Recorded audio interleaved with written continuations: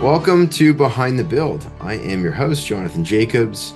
Previously, having had a conversation with a certain guest, I embarked on a question at the end of a discussion, and it was the first time I had done it. And I said to this gentleman, I said, "Would you mind if we call this part one?" And the answer was, "Yeah, sure. You want to do part two? Okay." And so today, this is part two with Brian MacKay-Lyons of MacKay-Lyons Sweetapple.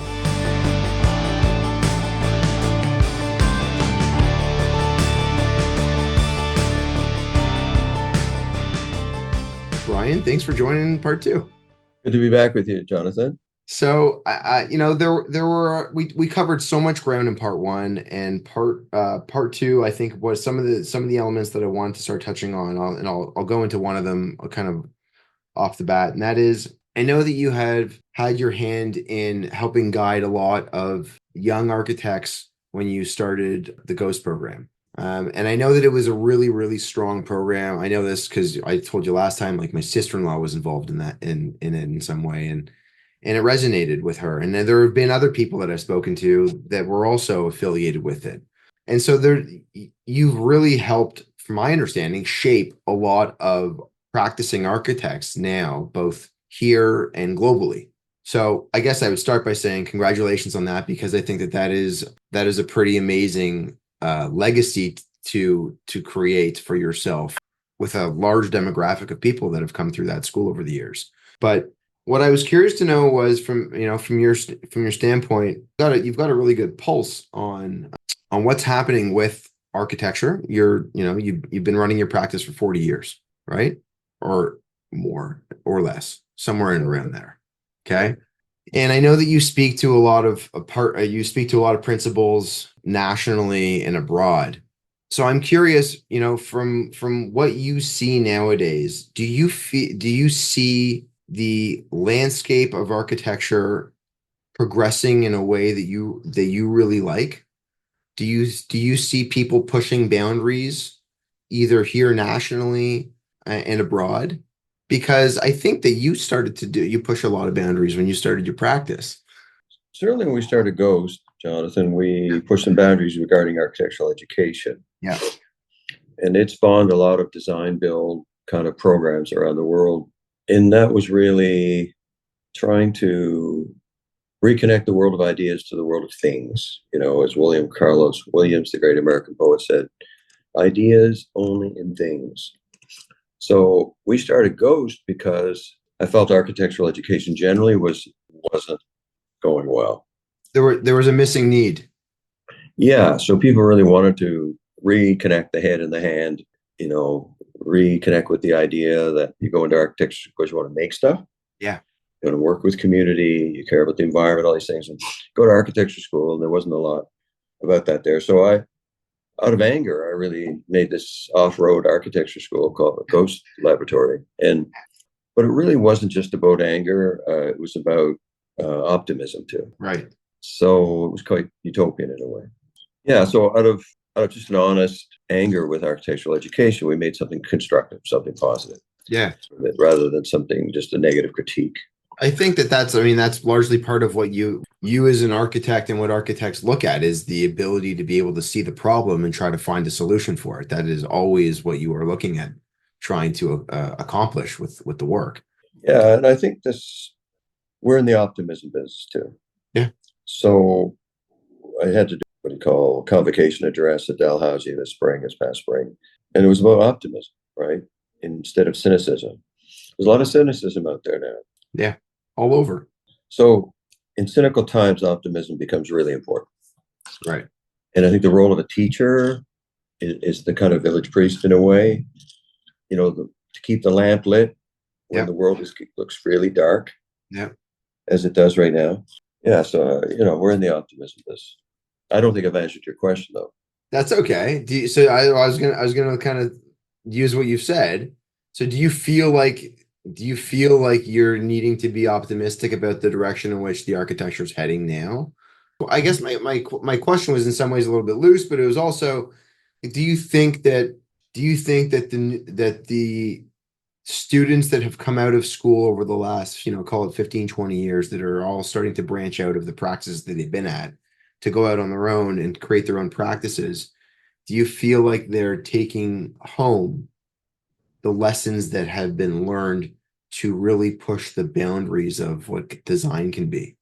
I see a couple of leaks for creative energy there. I think that what passes for innovation a lot is fashion nowadays, Okay.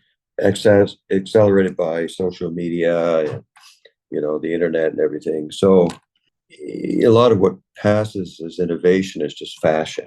Yeah. So that's a problem I see. Don't know what to do about it.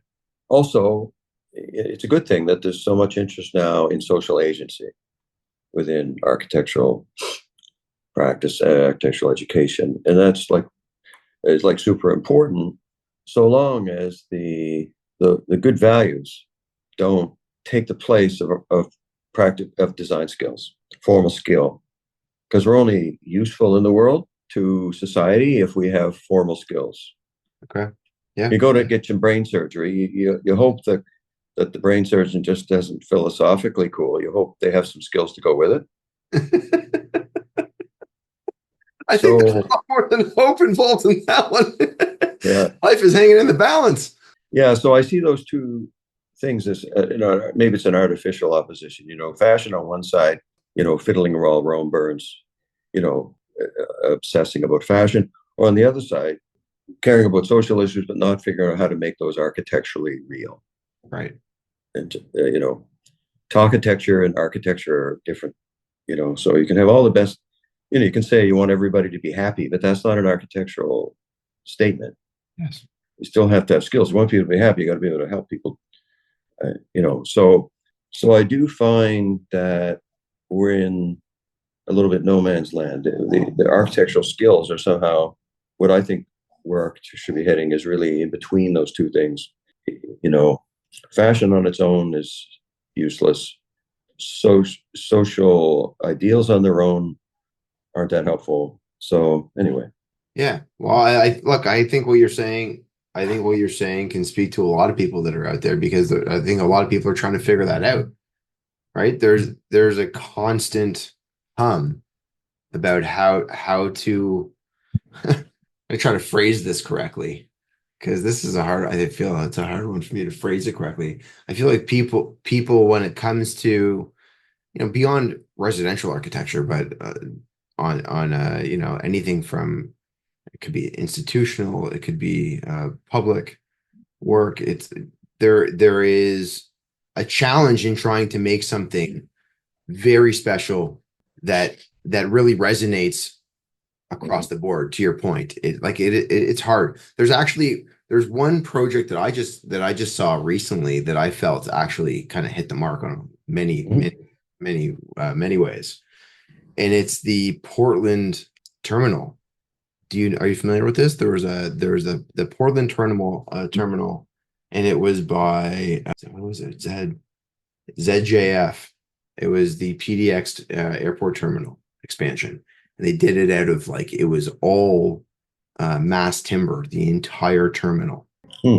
like a magical project. Why am I saying it? I'm saying because it's one of those projects that actually, to me, I feel like really hits the mark comparatively to a lot of things that are that are out there. I say it because it hits on social, it hits on creativity and Sustainability.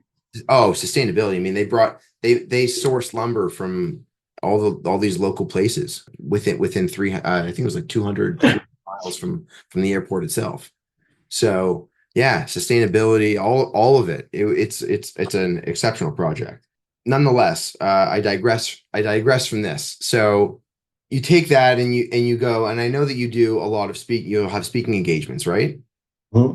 So when you're out at these speaking engagements, are people out there looking for this? Are they looking for some answers at all? Is anyone asking you to look at formulating discussion points around this to try to create some dialogue about it? Or is that not the case right now? Are they looking for a different form of engagement from the speech? I think people go to the lectures that I give because they think that there's something authentic in our approach to architecture Yeah. and so it means something to them. So they go and give a listen. you know, they see something in the work that seems authentic, and they come to the lecture to understand it better. Yeah. You know, And so do they come to you? Do they like, does someone ask, are they asking you for a topic, a specific topic, or do you get to create the topics yourself? usually you get to create the topic yourself. Yeah, usually you What? create the topic yourself. Sometimes you're speaking at a conference, and the conference has a theme, whether it be hand drawing or something, and or a conference on innovation or something, some Yeah. lame word like that. And so yeah, you want to respect the topic of that conference, but they really expect you to talk about how the work that you do relates to it. Um, Hand drawing to me is interesting because we had briefly discussed how details on that are not quite at the forefront of the current education system in some way. So what I'm even trying to formulate the question on this because I feel like a current generation of architect is not hand drawing anymore. so the point I made in the conference Yeah. at Carnegie Mellon earlier this year about that was that it doesn't matter mark making. Go back to fine art, mark making.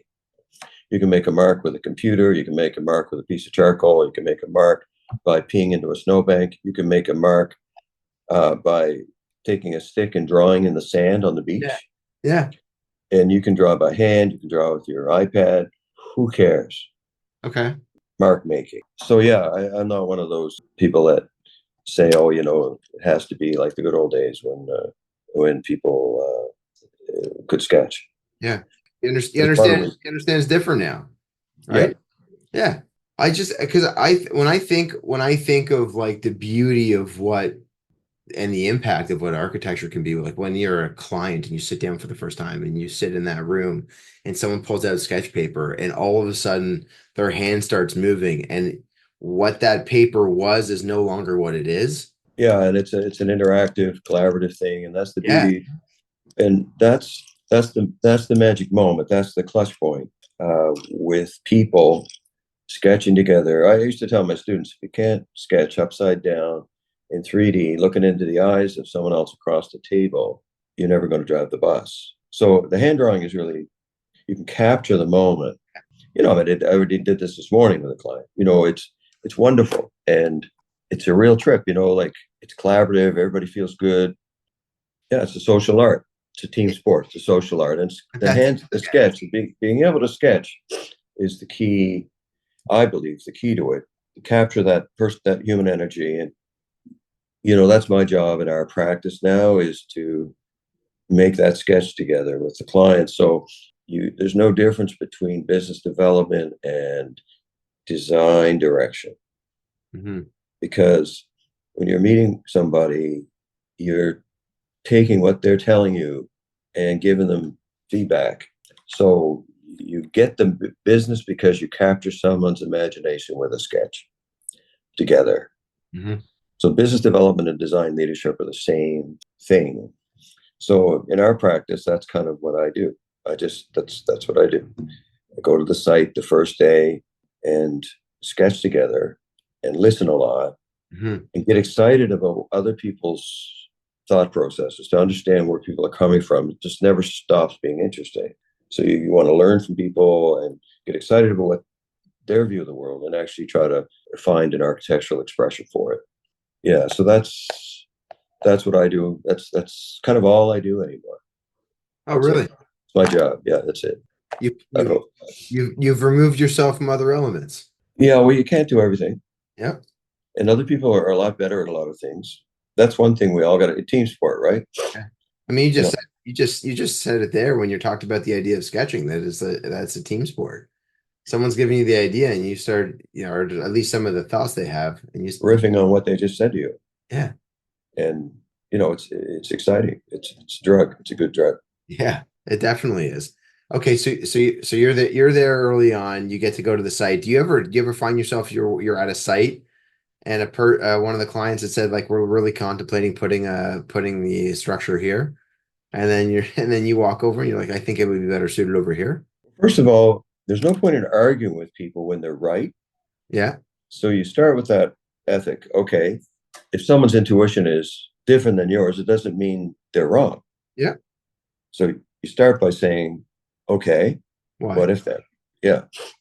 And so it's not an ego game. It's not Yep. an ego game. No one has to be right. Who cares who's right? The only thing that matters is the answer is right. Yes. It's interesting. In fairness, I wasn't alluding to that, but I do appreciate the fact that you define that because that is where a lot of people want to go with things in this world is who is right. Yeah. Yeah. Yeah. Egos gets in the way. Always. Sorry, but you were saying, so sorry, I apologize. So you would go on site and you'd ask why. Because I feel as though a lot of clients might think something is best, but they might not actually understand why there is a better opportunity that they might not have seen. Well, you have to let your clients know that, first of all, you're going to listen to them, Yeah. but you're not necessarily going to agree with them on everything. And a good client takes comfort in that. A good client wants to know that if they've got a bad idea, the professional will tell them it's a bad idea, right? Yeah. Because if you can't rely on a professional to bring their professional experience to the why are you paying them? Like, so yeah, people take comfort in the idea that you're going to do your professional role. Don't worry about it. It's not going to be a burden. We'll tell you if we disagree with you, and if we don't tell you we disagree with you, it's because we agree with you. We're not arguing about something just for the sake of arguing. Yeah. You know, yeah, people want to know that they're going to get that benefit of that professional judgment. Otherwise, why pay the fee? Yeah, for sure. And so are you you're those site visits or you're going to them pretty much wherever the client has them? So if you're working with a client that's outside of Halifax, if it's someone in BC or it's someone that's in the US or in Ontario, wherever it may be, are you going out there to go see the property yourself? Oh yeah, Yeah. always. Yeah. Well, during COVID, that was a little challenging. We all know. And what's funny, so you start sketching on iPad and doing Zoom meetings and stuff. And we found out that when we finally got to meet those clients, to see those sites after COVID, it was okay. Yeah, they're just as nice as they were on Zoom, the people, and the land is as beautiful as it was on Zoom, Yeah. and the scheme still makes sense. Which is important. But I think it's always best. Frank Lloyd Wright said, if you don't get an idea the first day together with a client on the site, you're never going to get one. And that I live by that. So if we kind of promise people, the odds are don't invite me to the site if you don't intend to build something, because we're going to get excited together and we'll have a scheme. We might check it the next morning, do the morning after test and see if we're as smart as we thought we were the night before. But basically, then we go build it. Yeah. And they're going to get excited. They're going to go build it because they cooked it together with us. So that's a discipline I've taught myself, is to just, Frank Lloyd Wright was a bit of a jerk, but I mean, he was good at that. I think he was right about it. Yeah. Yeah. The magic moment, the clutch point. There's some people I know they actually like to bring sketch paper with them when they go to those site meetings. Oh yeah, I do. Yeah. Yeah. And usually the sketch you do together, and a good one, there's a lot of bad ones, Yeah. but a good one will end up hanging over the fireplace or in the dining room 3 years later when the building's built. The one you did the first day together, and it has the energy. You could tell it has the energy of a vigorous conversation between humans. Right. There's sketches we used to do at Ghost. There'd be 25 people in the room, and everybody yakking. My hand would somebody say something, my hand would move, and you can see the energy in that sketch. You can say that there are 25 people involved in that sketch. You can feel it. You can taste the energy, the human energy. Yeah. Charles Moore, who I used to work for, used to say buildings are receptacles for human energy. And if they receive enough, they give it back for generations, right? Yeah. So a sketch can have a tremendous amount of energy in it. And you can identify a sketch that is authentic and real, and you can identify a sketch that someone did after the fact and it's not real. I just asked someone this question, and so I'll ask it to you. Are you a pen or a fine line or a pencil user? These days, I usually have a clutch of pens. Okay. So what I'll show you, I mean, I usually have a bunch of pens in my hand like this. Okay. I have Yeah. a yellow one, a red one, thin ones, thick ones. And I have two from Paul Rapp. You do the Left same here by thing, yeah. accident. These are Paul Rapp's. Paul, I'm getting them back to you. Yeah, yeah, Yeah. good architect.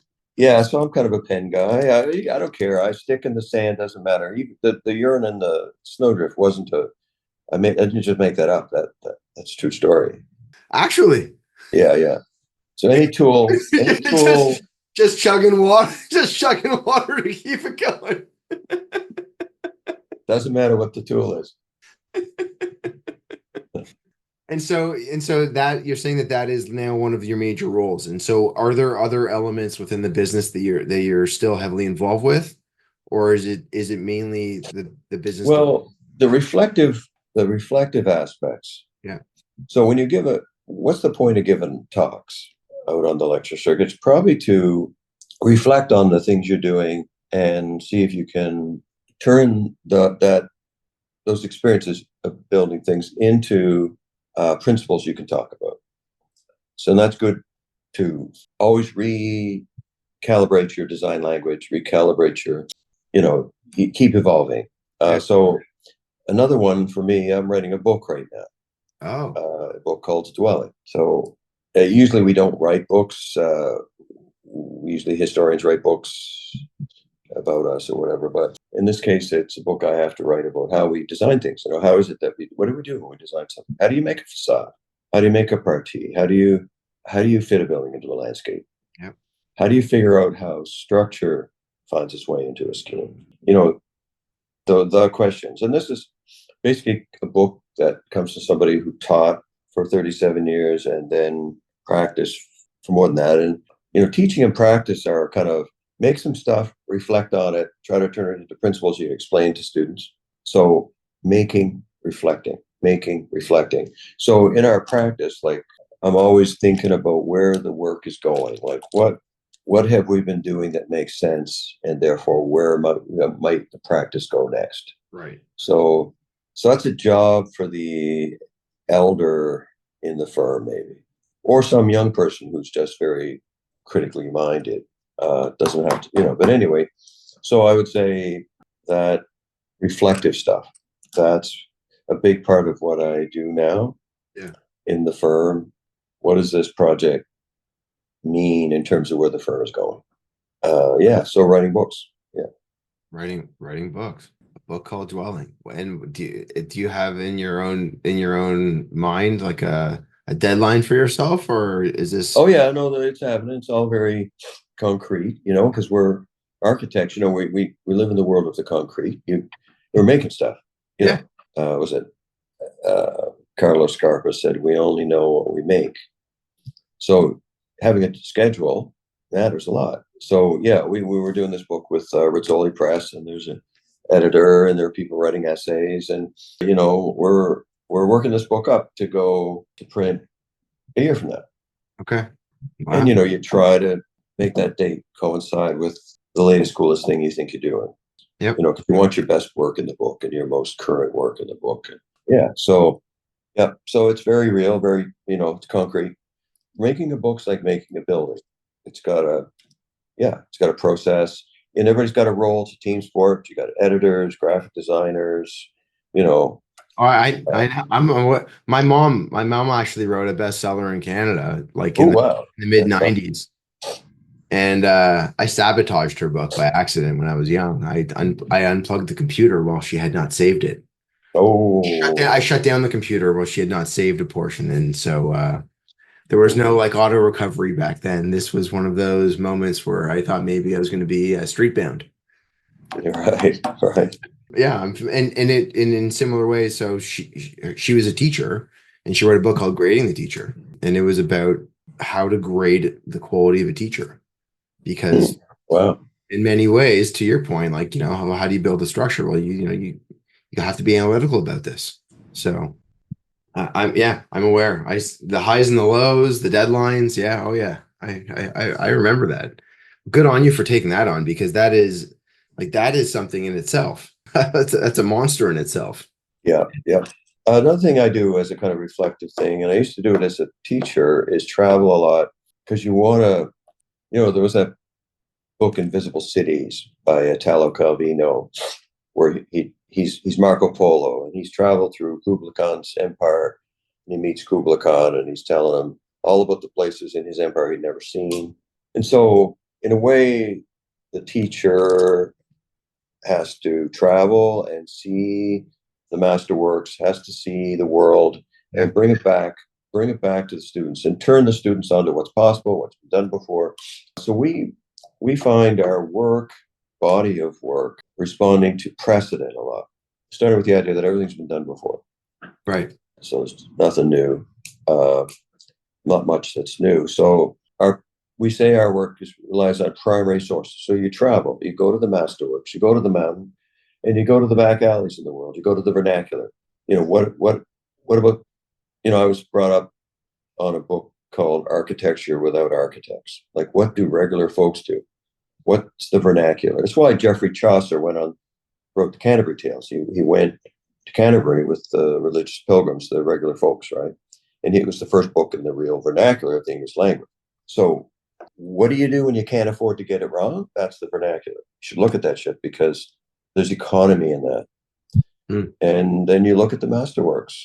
And so the other thing we look at, if you've built enough things, you can look at your own work and you can say, there's best practices in the work itself that you develop, like you hope your brain surgeon has figured out.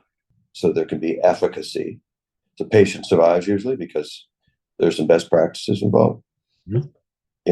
So our work really responds to precedent a lot, either our own work, the architecture of the poor, or the masters. And so that is another source of energy, source of intellectual of content in architecture. Travel means precedent. Yeah. So we try to make our work use precedent intelligently. And do you have upcoming travel that you're looking forward to, and certain things you want to go see? And a follow-up question to that one. Actually, I'll hold my follow-up question. I'll let you answer. I don't know. We're always traveling. I mean, 2 weeks ago, we spent a week in the Pyrenees, and, looking at the Cathar castles, or looking at the urbanity of Toulouse, or rediscovering urbanity. You go to these places to get a hit of urbanity. And you say, well, that's important. That's what's important. That's what's missing now. Let's get some of that back into architecture. And urbanity is a close cousin of environmental sustainability. So last week I went to the south of France, but my wife and I, but it doesn't matter where it is, but we try to go somewhere a couple of times a year. And then I realized on the way back, that I don't have any students to show the pictures to anymore because I've retired. Right. But anyway, so looking ahead to see where the body of work should go. Means looking at precedent, writing books, giving talks to test your ideas and see if they're making sense to anybody. Reflective exercises. I have a suggestion. So bear with me as I say it. But social media, if you created an Instagram account that was the photo work of what you have seen, I promise you would have people looking at it. We do put stuff out there, like it's a if you all about that. Make it all about that. Yeah, a Brian MacKay-Lyons photography account, like the Marco Polo traveling around. I think that would you all of a sudden would have students again in a different way. At least you'd be sharing the content with people that would want to see it. So interesting. Okay. Got me thinking. Thank you. You get your first follow right here. Okay. So just text me, let me know that it's done, and I'll follow. So then I guess the secondary question that I wanted to ask you about that was, is there anything in this world that you've not seen yet that you have been really, really keen on wanting to get to, but you haven't had the time, the location's too remote, anything along those lines? Is there bucket list items that you haven't seen? Yeah, sure. Always. Yeah, of course. Okay. I've never been to Marrakesh. Got to go. Okay. Sure. That book, Architecture Without Architects, by Bernard Rudowski. Yeah.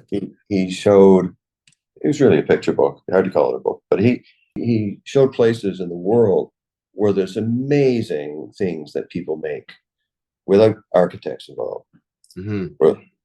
Whether it's the lemon groves of Lake Levagarda or the mud villages of the Dogon or the troglodyte villages in Spain or whatever it is, the cave dwellings in Cappadocia, these places, the granaries in northern Spain, I never get tired of seeing that stuff. I don't know how you, I don't know how you do. How do you remember all of this? I am fascinated by that alone. I got to tell you, your ability to draw on this. Yeah, yeah. Look at me. I'm flabbergasted. It's amazing.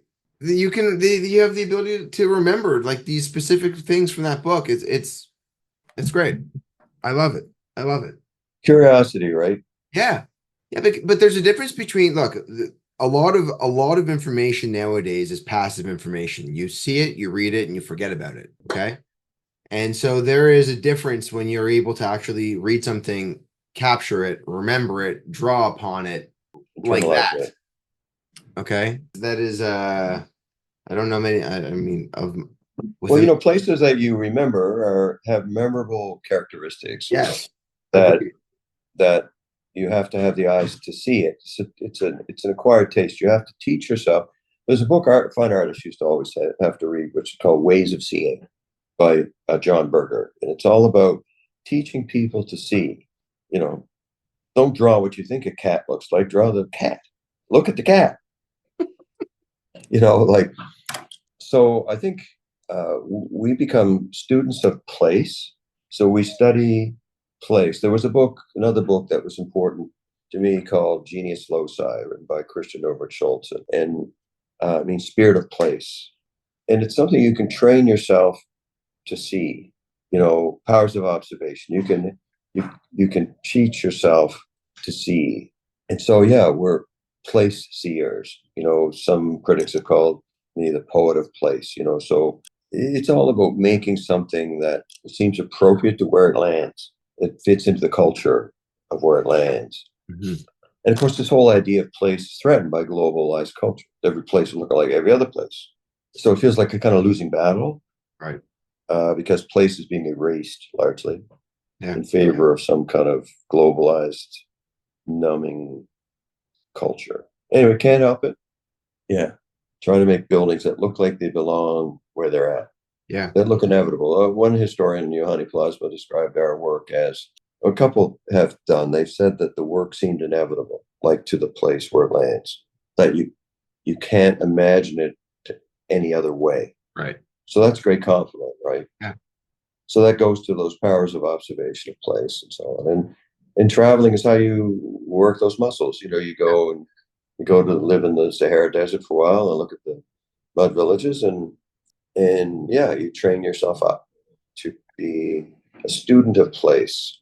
And it's a great way to, Kenneth Frampton described it, it's a form of resistance against the numbing effects of globalized culture.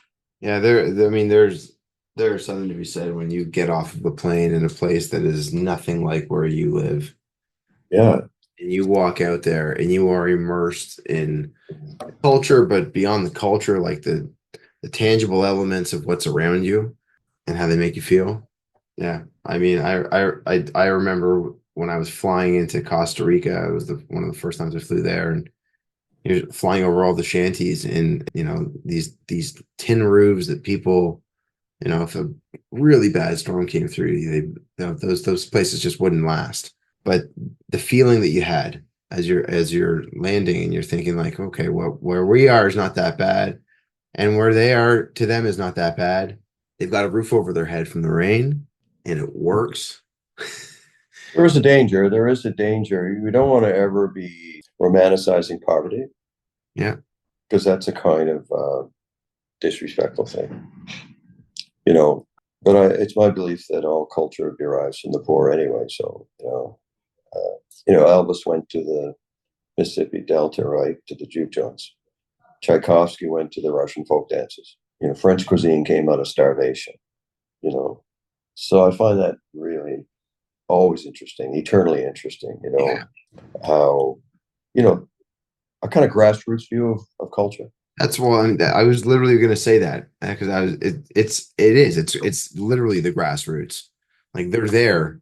The grass is there. And it's immersive, right? It's an antidote to the kind of uppity professional elitist position.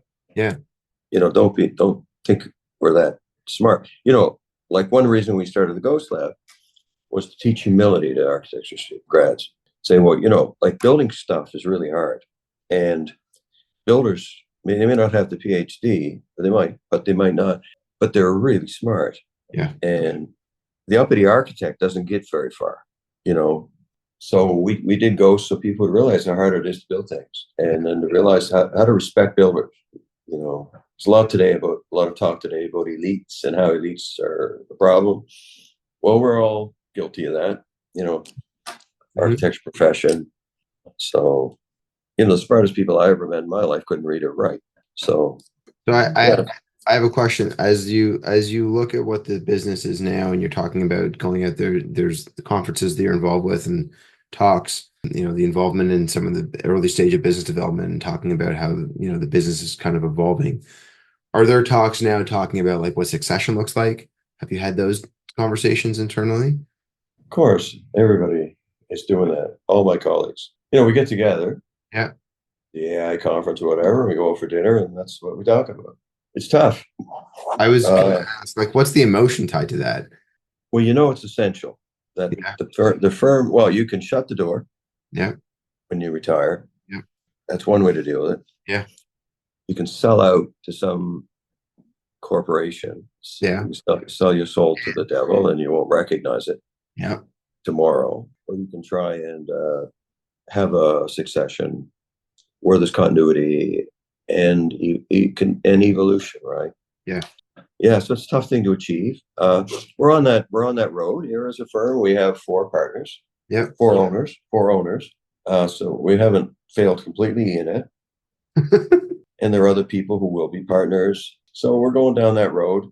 There's always this friction between leadership and offering people who work with you social agency, right? So it's tough. It's a tough balance, right? Yeah.